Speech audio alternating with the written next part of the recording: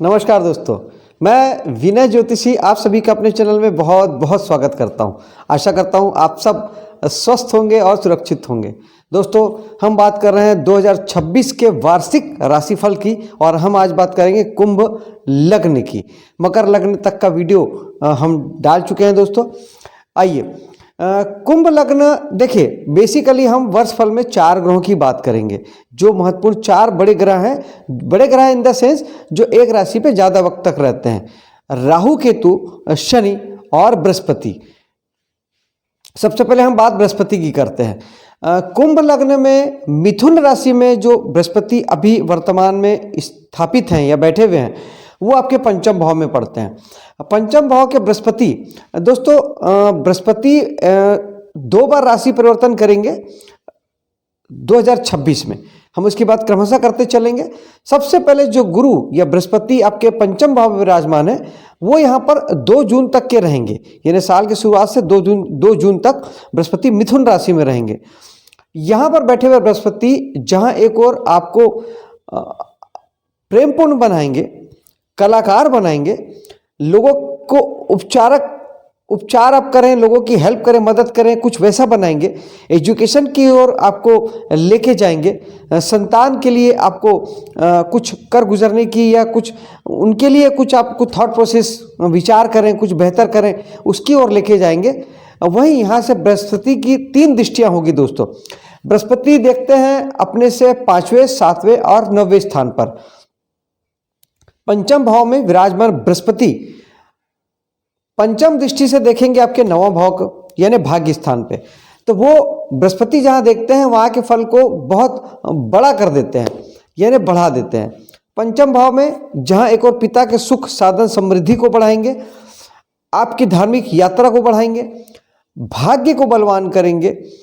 निश्चित तौर पे जो लोग हायर एजुकेशन से जुड़े हैं उनके लिए ये बहुत अच्छा समय है। वो अपने हायर एजुकेशन के लिए विदेश भी जा सकते हैं और किसी भी प्रकार का हायर एजुकेशन लेने के लिए या एग्ज़ाम फाइट करने के लिए ये बहुत अच्छा समय है। और साथ ही भाग्य स्थान है और बृहस्पति स्वयं भाग्य के कारक ग्रह हैं, तो निश्चित तौर पे आपके हर काम में भाग्य आपका साथ देगा 2 जून तक। बृहस्पति की 7वीं दृष्टि पड़ेगी एकादश भाव पे। ये और बेहद अच्छी स्थिति है।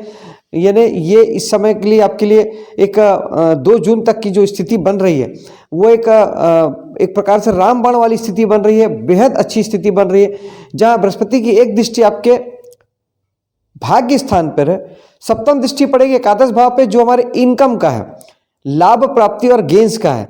तो यहाँ पर आपको ये सारी चीजें बढ़ने वाली है और दोस्ती यारी बढ़ने वाली है। समाज सोसाइटी में आपका स्थान बढ़ने वाला है। आप अगर एनजीओ वगैरह से जुड़ के काम कर रहे हैं तो वो काम बढ़ने वाला है। दोस्ती यारी बढ़ेगी, साथ ही बड़े भाई बहनों के साथ संबंध आपके मधुर होंगे। और कुल मिला के इस समय में आप समाज के लिए भी कुछ करते हुए, समाज में स्थापित होते हुए नजर आएंगे। बृहस्पति के 9वीं दृष्टि पड़ेगी आपके लग्न पे। ये तीनों ही दृष्टियां बहुत अनुकूल हैं, क्योंकि लग्न आप स्वयं हैं और आपसे जुड़ी हर बात है। यानी जीवन में आपके जो भी डोमेन है, जिस भी फील्ड में आप काम कर रहे हैं, जीवन से जुड़ी जो भी बातें हैं, हर चीज में आप जीवन में तरक्की करने वाले हैं। स्वयं के लिए अच्छा समय यह है कि इस समय आप अपनी ब्रांडिंग कर सकते हैं। ये समय है खुद का बैनर बनाने का, अपने आप को ऊपर लेके जाने का। सेहत के मामले में आप अपने आप के लिए बहुत अच्छा कर सकते हैं, जिम जा सकते हैं। हेल्थ को लेके कोई भी अच्छी चीज़ें, कोई कोचिंग ज्वाइन करना है, कोई ट्रेनिंग इंस्टीट्यूट ज्वाइन करना है, योगा, ध्यान, प्राणायाम करना है या सीखना है, जिम जाना है, किसी भी प्रकार के स्पोर्ट्स को खेलना है, इस सब के लिए ये बहुत बहुत अच्छा समय है दोस्तों। इसके बाद ये बृहस्पति यहाँ से चले जाएंगे, कर्क राशि में गोचर कर जाएंगे और वहाँ पे फिर अगले 1 साल रहेंगे। तो कर्क राशि में जब बृहस्पति 2 जून को आएंगे, तो यहाँ से बृहस्पति की जो दृष्टि है, यहाँ में बृहस्पति आपके सभी सेक्टर के लिए बहुत अच्छे हो जाएंगे। और निश्चित तौर पे अगर आपका शत्रुता चल रहा है, कर्ज आदि आपके ऊपर है, या आप लड़ाई झगड़े को लेकर परेशान हैं या बीमारी को लेकर परेशान हैं, तो कहीं ना कहीं बृहस्पति उसके लिए आपको विजन देंगे, समझ देंगे कि आप उनसे निपट सकें, निभ सकें। और यहाँ से बृहस्पति की फिर अगेन 3 दृष्टियाँ पड़ेगी। यहाँ से पंचम दृष्टि से 10वें भाव को देखेंगे। ये भी बहुत अच्छा है, क्योंकि 10वें भाव में आपके कर्म को बढ़ाएंगे, नेम फेम प्रसिद्धि को बढ़ाएंगे और आपके अधिकारों को बढ़ाएंगे। यहाँ से बृहस्पति की सप्तम दृष्टि पड़ेगी आपके 12वें भाव पर। यह भाव को थोड़ा सा समझने जैसा है। बृहस्पति केवल बढ़ाते हैं, बृहस्पति के 12वें भाव का कोई काम नहीं करते हैं। उस स्थिति में आपको बृहस्पति आपको हॉस्पिटल पहुंचाने का काम कर सकते हैं, खर्चे बढ़ा सकते हैं, नुकसान करा सकते हैं, क्योंकि 12वां भाव खर्च का है, 12वां भाव नुकसान का है, 12वां भाव हॉस्पिटलाइजेशन का है। लेकिन इन सब के अलावा अगर आप बृहस्पति के 12वें भाव के किसी भी अन्य कामों को करते हैं, जैसे आप अगर विदेश से जुड़े हुए हैं, विदेश आना जाना करते हैं, विदेश में नौकरी करते हैं, विदेश से इनकम गेन करते हैं, किसी भी प्रकार से विदेशी कंपनी से जुड़ के यहाँ पे आप कोई काम कर रहे हैं, हॉस्पिटल उद्योग से आप स्वयं जुड़े हुए हैं, इन्वेस्टमेंट का काम करते हैं, और अगर आप योगा टीचर हैं, योगा वगैरह सिखाते हैं या आप करते हैं, ये भाव आपके लिए बन जाएगा और ये सारी चीज़ें बढ़ेगी, क्योंकि बृहस्पति सिर्फ बढ़ाते हैं। और जब हम किसी भी भाव की ऊर्जा को यूज़ करते हैं तो फिर उसके और दूसरे फल नहीं आते। जब आप 12वें भाव के काम करेंगे तब 12वें भाव के खर्च, नुकसान या हॉस्पिटलाइजेशन वाला मामला आपके सामने नहीं आएगा, क्योंकि हमने उसकी ऊर्जा यूज़ कर ली। तो बेहतर है कि आप अगर इस स्थिति में अगर आप 12वें भाव के काम नहीं करते हैं तब भी आपको डरने वाली कोई बात नहीं है। आप अगर ज़्यादा से ज़्यादा योग, ध्यान, प्राणायाम आदि करते हैं तब आप 12वें भाव का यूज़ कर लेते हैं और आपको दिक्कतें नहीं आती। आप पैसों का इन्वेस्टमेंट कर देते हैं, उस स्थिति में इन्वेस्टमेंट भी एक प्रकार का खर्च होता है, तब आपका नुकसान के रूप में खर्च नहीं होता। आप ज़्यादा से ज़्यादा पैसों का अगर इन्वेस्ट कर देते हैं, एफडी वगैरह में डाल देते हैं, कहीं भी डाल देते हैं, पोस्ट ऑफिस में डाल देते हैं, उस स्थिति में आपको इधर अलग से और नुकसान नहीं होता। ये इसके साथ साथ मैंने आपको उपाय भी बता दिया। यहाँ से बृहस्पति की 9वीं दृष्टि पड़ेगी आपके धन स्थान पे। यह गेन बहुत अच्छा है, जो आपके बैंक बैलेंस को बढ़ाएगी, वाक पटुता को बढ़ाएगी, वाणी आपकी अच्छी हो जाएगी, वाणी के माध्यम से आपकी पहचान बनेगी, कुटुंब परिवार में बढ़ोतरी संभव है। कुटुंब परिवार यानी हमारा जो पूरा जो वंश वृक्ष होता है, वहाँ कोई नया सदस्य, कोई बच्चा जन्म लेके आ सकता है, या शादी के बाद कोई नई कन्या, नई बहू आपके घर में आ सकती है।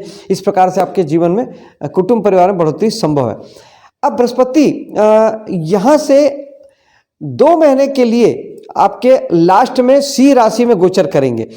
सिंह राशि में परमानेंट नहीं जाएंगे, वो तेज चाल से चलते हुए अतिचारी होकर सिंह राशि में जाएंगे और 2027 में वो वापस कर्क राशि में आ जाएंगे। लेकिन हम फिलहाल बात 2026 की कर रहे हैं, इसीलिए 31 अक्टूबर को गुरु सिंह राशि में आएंगे और नवंबर और दिसंबर सिंह राशि पर ही रहेंगे। सिंह राशि में गुरु की स्थिति समझ लेते हैं। सिंह राशि में गुरु जहाँ एक और आपके लिए जीवन साथी के लिए और बिजनेस के लिए, बिजनेस पार्टनर के लिए आपको अच्छी समझ देंगे, और आपको अच्छी स्थितियाँ प्रदान करेंगे, भाग्य से आपको लिए अनुकूलता प्रदान करेंगे। वहीं अगर यहाँ से दृष्टियों की बात करें तो यहाँ से बृहस्पति की 5वीं दृष्टि अगेन एकादश भाव में पड़ेगी, जो लाभ प्राप्ति को बढ़ाएगी, समाज सोसाइटी में आपका स्थान बढ़ाएगी। 7वीं दृष्टि से लग्न को देखेंगे, जहां निश्चित तौर पे आप जीवन में समग्र रूप से उन्नति करेंगे। और 9वीं दृष्टि से ये पराक्रम को देखेंगे, जहां पे आपका साहस बढ़ेगा, पराक्रम बढ़ेगा और आप जीवन में चहुमुखी विकास करेंगे अपने पराक्रम के बल पे, अपने साहस के बल पे। दोस्तों ये थे बृहस्पति। अब हम अगले ग्रह लेते हैं शनि। शनि आपके पूरे साल मीन राशि में रहेंगे, आपके धन भाव में। दोस्तों शनि यूं तो मीन राशि में रहेंगे, लेकिन कुछ समय के लिए वक्री होंगे 13 जुलाई से लेकर 28 नवंबर तक। लेकिन जब ये वक्री होंगे तब ये राशि परिवर्तन नहीं करेंगे, यानी वक्री ग्रह अमूमन पीछे की राशि में चले जाते हैं। आमतौर पे वक्री ग्रह राशि परिवर्तन कर लेते हैं, लेकिन शनि राशि परिवर्तन नहीं करेंगे। वो वक्री स्थिति में भी मीन राशि में ही पीछे जाएंगे और फिर ये उसी में मार्गी हो जाएंगे, वापस आ जाएंगे। कहने का मतलब है कि शनि पूरे साल आपकी मीन राशि पर ही रहने वाले हैं।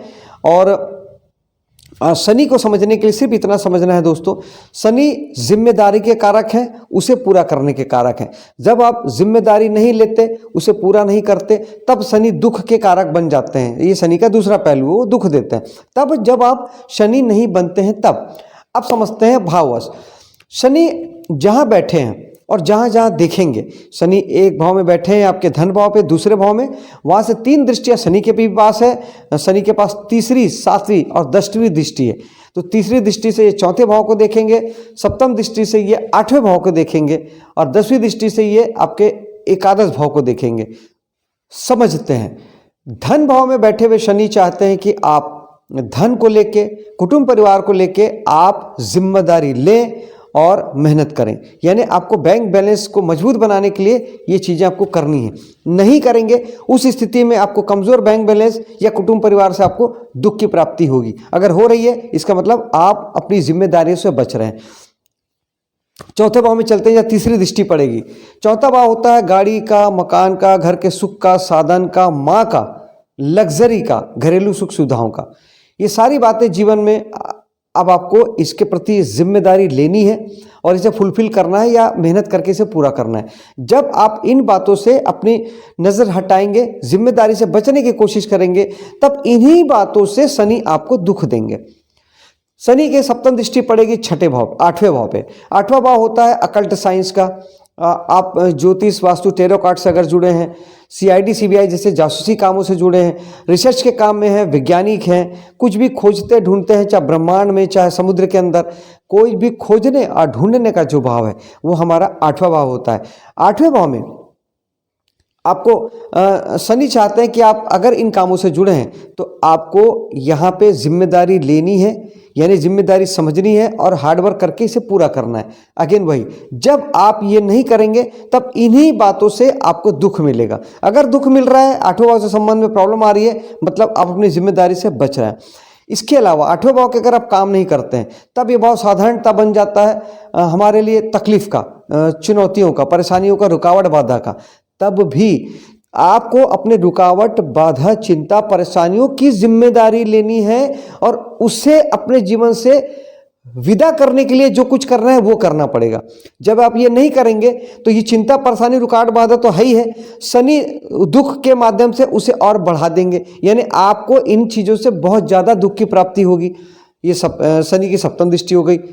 शनि के दसम दृष्टि की बात करते हैं। शनि की दसम दृष्टि पड़ेगी एकादश भाव पे। लाभ, प्राप्ति, गेंस, समाज, सोसाइटी, दोस्त यार और बड़े भाई बहन, इन सब की जिम्मेदारी आपको लेनी है। जिम्मेदारी लेने का अर्थ ये है कि आपको जगह जगह जाके जिम्मेदारी मांगनी नहीं है। आपके जीवन में इन भावों से संबंधित, इन बातों से संबंधित कोई काम आता है, कोई जिम्मेदारी आती है, कुछ ऐसा आता है जो आपका दायित्व आता है, तो उससे बचे ना, उससे पूरा करने की कोशिश करें। आप बचेंगे तो शनि दुख देंगे। यहाँ पर भी वही करना है, आपको सारी जिम्मेदारियों को उठाना है, मेहनत से पूरा करना है, तो शनि आपको दुख नहीं देंगे। अब ये 3 भाव और एक जहाँ शनि बैठे हैं 4 भाव, इन 4 भावों से संबंधित अगर कामों को, जिम्मेदारी से आप बचे तो शनि दुख देंगे। तो अब शनि के उपायों की बात कर लेते हैं और एक बात और समझ लेते हैं। जब शनि वक्री होंगे 13 जुलाई से 28 नवंबर तक, उस समय में जब ग्रह वक्री होता है तो उसके प्रभाव और बढ़ जाते हैं और रिजल्ट फास्ट आते हैं। यानी शनि जो दुख दे रहे हैं वो दुख का रेशो बढ़ जाएगा, वो दुख ज़्यादा मात्रा में आप महसूस कर पाएंगे अगर शनि दुख दे रहे हैं तो, और आपको ज़्यादा तेज रिजल्ट आएंगे, दो तीव्र रिजल्ट आएंगे। वैसे शनि स्लो ग्रह हैं लेकिन इसके रिजल्ट बहुत फास्ट आपको आएंगे, यानी आपके कर्मों के तुरंत रिजल्ट आएंगे। आपने जिम्मेदारी से बचे और आपको इंस्टेंट आपको उसका रिजल्ट मिलेगा आपको दुख के रूप में, ये होगा। लेकिन अगर आप वक्री शनि की स्थिति में अपने जिम्मेदारियों की समझ को बढ़ा देते हैं, ज़्यादा से ज़्यादा जिम्मेदारी लेते हैं और उसे ज़्यादा से ज़्यादा पूरा करते हैं, पूरी मेहनत ताकत झोंक देते हैं, उसे पूरा करने में आप एकदम हार्ड वर्क करते हैं, तो फिर ये वक्री तत्व वाला मामला भी खत्म हो जाएगा। शनि, वक्री शनि भी आपका कुछ नहीं बिगाड़ेंगे, बल्कि आप जीवन में राइज करेंगे, क्योंकि भाग्य के कारक शनि है। क्योंकि हाथों में जो शनि रेखा है वही भाग्य रेखा है। कर्मों से ही हमारा भाग्य बनता है और शनि कर्म के कारक हैं। आप कर्म करेंगे, भाग्य बनेगा, शनि उसमें सपोर्ट करेंगे, आपको कहीं कोई दिक्कत तकलीफ नहीं आएगी। उपाय की बात कर लेते हैं। उपायों के मामले में अगर हम शनि के उपाय की बात करें तो ओम शनिचराय नमः 1 माला जाप आप कर सकते हैं। शनि मंदिर में जाना, सरसों का तेल उन्हें चढ़ाना, ये बहुत अच्छा है। लोहे एक कील जो आती है वो आप चढ़ा सकते हैं। गरीब जो लेबर क्लास जो लोग होते हैं उनकी सहायता करना, उनके प्रति अच्छे भाव रखना, उन्हें मान देना, सम्मान देना भी शनि को ठीक करता है। और हनुमान जी की साधना, बजरंग बाण, हनुमान चालीसा, सुंदरकांड, ये भी शनि भगवान को ठीक करता है। शनिवार का उपवास रहना, व्रत रखना, ये भी शनि भगवान को ठीक करता है। और सबसे अच्छा है शनि बन जाना, यानी जिम्मेदारी लेना और हार्ड वर्क करना, ये आपको सबसे ज़्यादा शनि भगवान को ठीक करता है। और भगवान शंकर की साधना भी शनि भगवान के लिए अनुकूल होती है। ये सारे उपायों से आप शनि भगवान को ठीक कर सकते हैं दोस्तों। अब हम चलते हैं अंतिम राहु केतु की ओर। दोस्तों राहु और केतु लगभग 11 महीने राहु कुंभ राशि में रहेंगे और केतु सिंह राशि में रहेंगे। साल के आखिरी में 5 दिसंबर को राहु और केतु राशि परिवर्तन करेंगे। राहु केतु उल्टा चलते हैं तो ये उल्टा आएंगे, उसकी बात हम अभी करते हैं। पहले हम राहु को समझते हैं। 11वें राशि में यानी आपके लग्न में स्थित राहु। दोस्तों राहु है हमारे मन के 2 तल हैं। एक बाहर वाला तल है जो भोग विलास इच्छा कामना डिजायर चाहत सर दिमाग का मामला जो है वो पूरा राहु है, यानी दिमाग समझ लीजिए, सर जो है वो पूरा राहु है। और जो नीचे जो है जो दिल की बात है वो दिल केतु है। केतु के पास 2 चीजें दिल और पैर है, यानी करना और प्रभु के चरण में डाल देना, निस्वार्थ भाव से करना और दिल से करना, प्योरिटी के साथ करना और प्रभु के चरण में डाल देना। क्योंकि केतु के पास दिमाग है नहीं, इसीलिए वो कुछ चाहता नहीं है, उसके पास कामना इच्छा डिजायर भविष्य योजनाएं ये सब नहीं है। उसके पास केवल कर्म है और दिल से करना है। और राहु के पास सिर्फ दिमाग है, सारा षड्यंत्र है, सारा भ्रम है, सारा इल्यूजन है, सारा धोखा है, सारा फरेब है, ये सब राहु के पास है। क्योंकि राहु को चाहिए तो वो चाहिए के लिए फिर किसी भी लेवल पे जाता है और उसे कुछ भी करके चाहिए मतलब चाहिए, ये राहु है। लग्न में उपस्थित राहु कहते हैं कि आपको स्वयं के लिए कुछ भी करना पड़े तो करिए, खुद को ऊपर ले जाने के लिए, खुद को बनाने संवारने के लिए, क्योंकि यहाँ राहु बनना है। लग्न यानी खुद के लिए आपको राहु बनना है, आप राहु बन जाइए। अपने आप को आगे बढ़ाने के लिए जो मेहनत लगती है, जो डिजायर लगता है, जो इच्छा कामना आप अपने लिए पालना चाहते हैं पाल सकते हैं, राहु आपके साथ है।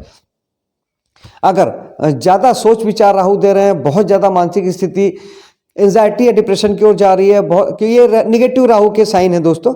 अगर राहु निगेटिव हो रहे हैं किसी भी वजह से और आप बहुत ज़्यादा विचार हो रहे हैं, बहुत ज़्यादा मंथन हो रहा है, बहुत सोच रहे हैं, उस स्थिति में राहु के लिए मेडिटेशन करना बहुत अच्छा उपाय है। ओम राहवे नमः एक माला जाप करना बहुत अच्छा उपाय है। सूखा नारियल बहते हुए जल में बहाना, जल प्रवाह करना भी बहुत अच्छा उपाय है। इसके बाद हम चलते हैं दोस्तों, फिर यही राहु 5 दिसंबर को एक राशि पीछे मकर राशि में आ जाएंगे, आपके 12वें भाव पे। उस समय में आपको साल के आखिरी 1 महीने में फिर आपको राहु लेके जाएंगे विदेश यात्रा की ओर, विदेशों से जुड़ने की ओर और ज़्यादा से ज़्यादा इन्वेस्टमेंट या खर्चों की ओर, ज़्यादा से ज़्यादा योग ध्यान प्राणायाम की ओर। ये करेंगे तो राहु आपका साथ देंगे प्रॉपर वे पे।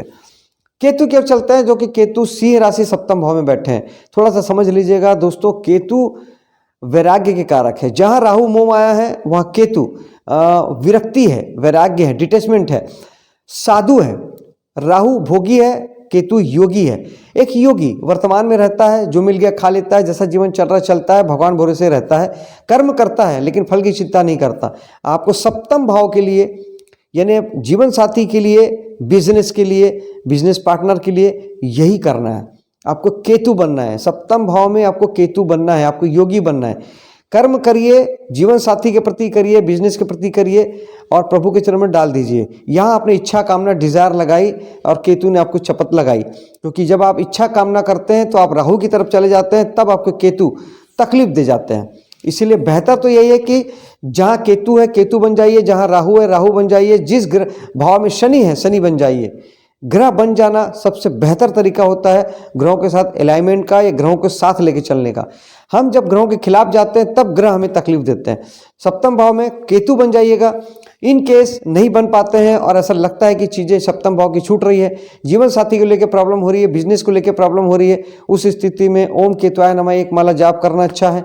खट्टे मीठे फलों का दान करना अच्छा है, जैसे आम है, नींबू है, केला है, और गणेश जी की साधना अच्छा है। और केतु के लिए, राहु के लिए मेडिटेशन बहुत अच्छा है, ये कीजिएगा।